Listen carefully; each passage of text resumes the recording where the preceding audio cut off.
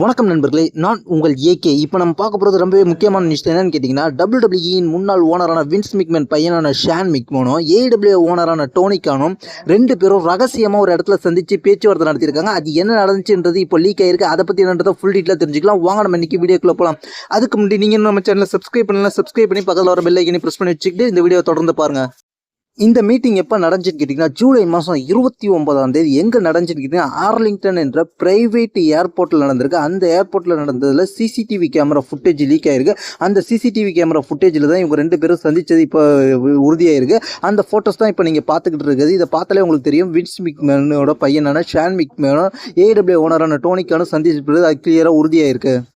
இவர்கள் எதை பற்றி பேசியிருக்கிறதாக தகவல் வந்திருக்குன்னு கேட்டிங்கன்னா, இவங்க 2 பேரும் கேரியரில் அடுத்த கட்ட போகிறத பற்றி பேசியிருக்கிறாங்க. அது மட்டும் இல்லாமல் இப்போதைக்கு ஏன் இவங்க மீட்டிங் வச்சுருக்காங்கன்னு கேட்டிங்கன்னா, ஏற்கனவே வின்ஸ் மிக்மேன் பையனான ஷான் மிக்மேன் AEW சேர்ந்த உமன்ஸ் ரெஸ்லரான WWE முன்னாள் ரெஸ்லரான சாஷா பேங்க் இப்போ AEWல இருக்கிறாங்க. அவங்கள சந்தித்து பேசினதாக தகவல் வந்துச்சு. அது மட்டும் இல்லாமல் ஷான் மிக்மேன் AEW போகிறத பற்றி நிறைய ரூமர் வந்துச்சு. அதனால் இவங்க 2 பேரும் மீட்டிங் பண்ணி சந்திச்சிருக்கிறாங்க. இந்த சந்திப்பில் பல விஷயத்தை பற்றி பேசியிருக்கிறாங்க. சமீபத்தில் கூட டோனி கானிடம் AEWல ஷான் மிக்மேன் வரப்போகிறதாக ஒரு ரூமர் வந்துகிட்டு இருக்கு. அதை பற்றி உங்களுடைய கருத்து என்னன்னு கேட்கும்போது, அவரை நாங்கள் வரவேற்கிறதுக்கு தயாராக தான் இருக்கிறோன்ற மாதிரி சொல்லியிருக்காங்க. ஷான் மிக்மேனும் WWEல அவரோட கான்ட்ராக்ட் ஜூன் மாதத்தோட முடிஞ்சிருச்சு. அவருக்கும் WWEக்கு இப்போதைக்கு எந்த சம்மந்தம் இல்லாமல் இருக்கிறார்.